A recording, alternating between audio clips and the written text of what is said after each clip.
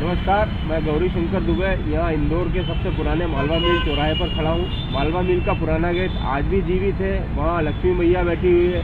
यदि उस गेट की लाइन को देखा जाए तो मुश्किल से 6-7 दुकानें छोड़कर कैलाश पान भंडार है।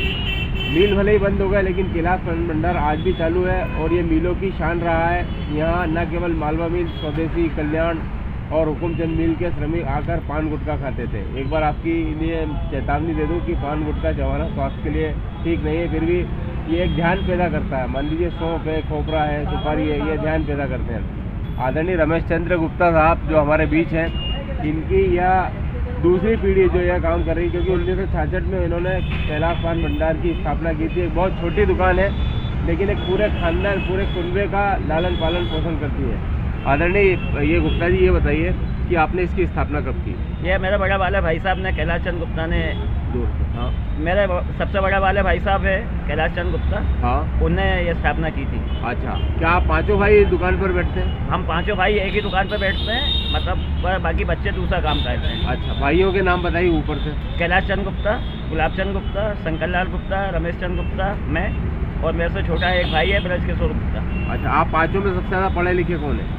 पढ़ा लिखा मैं ही हूँ। क्या पढ़े आप? बस मैंने हाई सेकेंडरी करा है। पुराने जमाने की जब सरकारी नौकरी करा कर मिल जाती थी। 1975 में मैंने हाई सेकेंडरी करा। हाँ, उस समय हायर सेकेंडरी वाले को घर से सरकारी नौकरी कराने ले आते थे। हाँ। तो आपके पास इस तरह का ऑफर आया था? मेरे पास ऑफर आया था, हाई कोर्ट से आया था, लेकिन मेरा दुकान की बिजी लाइफ की वजह से हमने ये नौकरी कैंसिल करी थी। आपके आदरणीय पिताश्री का माता का नाम क्या है? कन्हैया लाल गुप्ता, माता का नाम है भगवती गुप्ता। अच्छा, आदरणीय कन्हैया लाल गुप्ता जी क्या काम करते थे?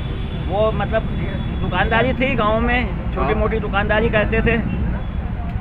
बाकी ऐसा कुछ नहीं था कि मतलब अजीब का इतनी स्थिति अच्छी नहीं थी कि जो गांव में हम चला सकें। अच्छा, वो स्थिति खराब होने की वजह से ही हम गांव छोड़ के यहाँ आए। अच्छा, कौन से गांव के रहने वाले थे? वैसे हम मतलब टीकमगढ़ जिला है, हाँ, और राम राजा मंदिर उसके पास में हमारा गांव है सिमरा। अच्छा, तो इंदौर कब आना हुआ था आपके परिवार का? हमारे बड़े वाले भाई साहब आए थे आज से 60 साल पहले। 60 साल पहले, हाँ। अच्छा, आपकी जो दूसरी पीढ़ी है, ये तो पिता के बाद दूसरी पीढ़ी हुई, हाँ, और जो तीसरी पीढ़ी है, हाँ, उसका कोई सदस्य पान की दुकान पर आता है? नहीं, बैठा दे ही नहीं अपन ने यहाँ पे, क्योंकि मतलब यहाँ की स्थिति इतनी अच्छी नहीं है कि आने वाले बच्चों को अपन ये सिखाएं। हाँ, लेकिन मैं ही आपको 30-40 साल से देख रहा हूँ। आप सबके हम पांचों भाई हैं। 30-40 साल से देख रहा हूँ मैं आपको।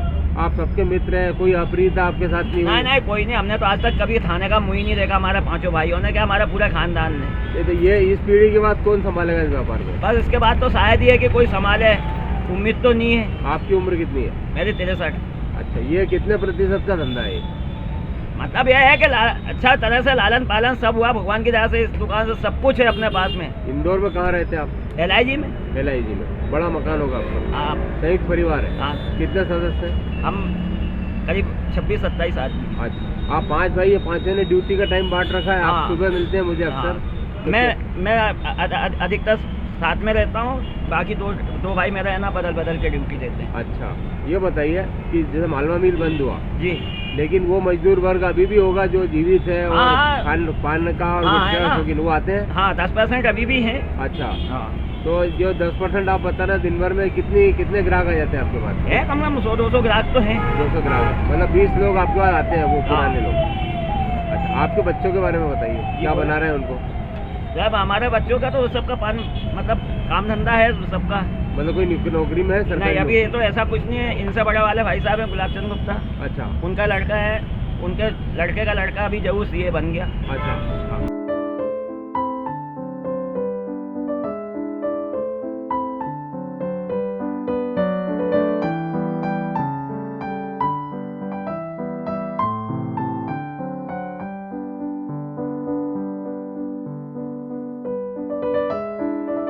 गुप्ता जी ये बताइए कि इंदौर के जो प्रसिद्ध लोग हैं जैसे भवन सिंह शेखावत साहब तो गुटखा पान खाते नहीं, कैलाश जी भी नहीं खाते, लेकिन नहीं, आपके- शेखावत जी को हमने बहुत गुटखा खिलाया जब मिल में सुपरवाइजर थे, हाँ। मालवा मिल के अंदर तीसरी पाली में।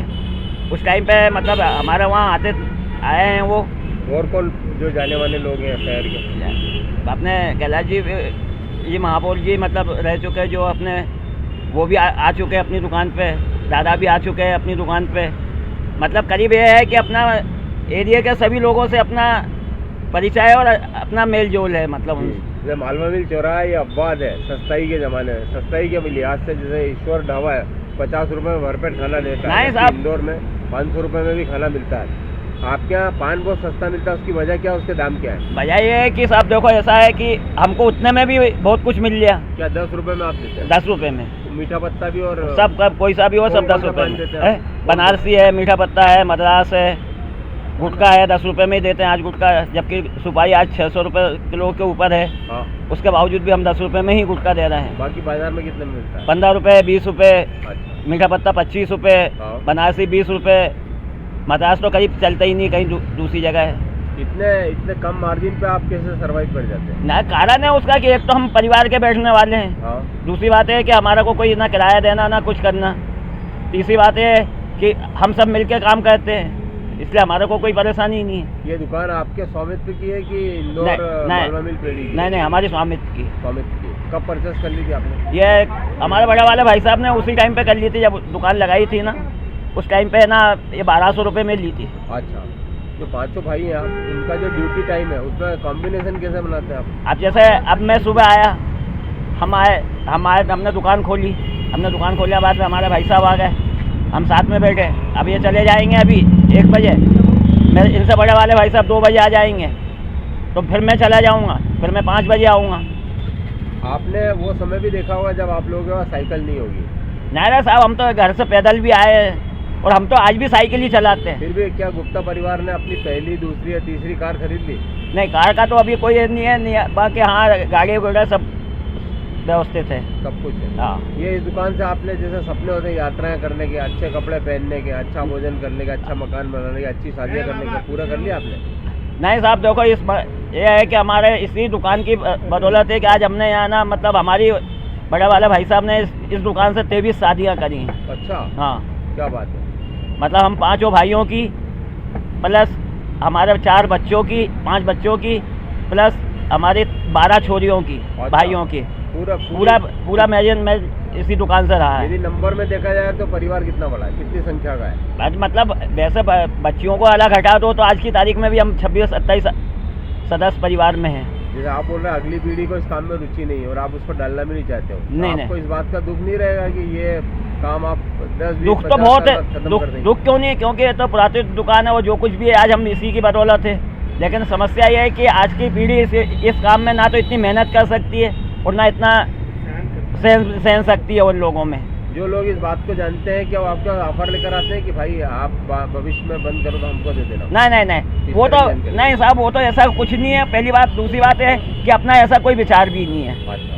क्योंकि अगर मान लो इत्तेफाक से, पहली बात तो बंद होगी नहीं, कोई ना कोई तो बैठेगा परिवार का। इत्तेफाक से कभी अगर ऐसा मौका आ भी गया तो ये है कि फिर दूसरा बिजनेस करेंगे, बाकी देने लेने का कोई काम नहीं। जैसा कि आपने बताया आप सभी तरह के पान बहुत सस्ते देते हैं जी, सस्ता पान आप देते हैं, इस वजह से ग्राहक चले आते हैं? नहीं, खूबसूरती ये जो कुछ भी है सब हमारे बड़े वाले भाई साहब की देन है, उन्हीं की बदौलत है कि उनकी क्या है, उसके अनुसार हम भी उस काबिल है कि ग्राहकों की सेवा कर रहे हैं। ठीक है, बहुत बहुत धन्यवाद।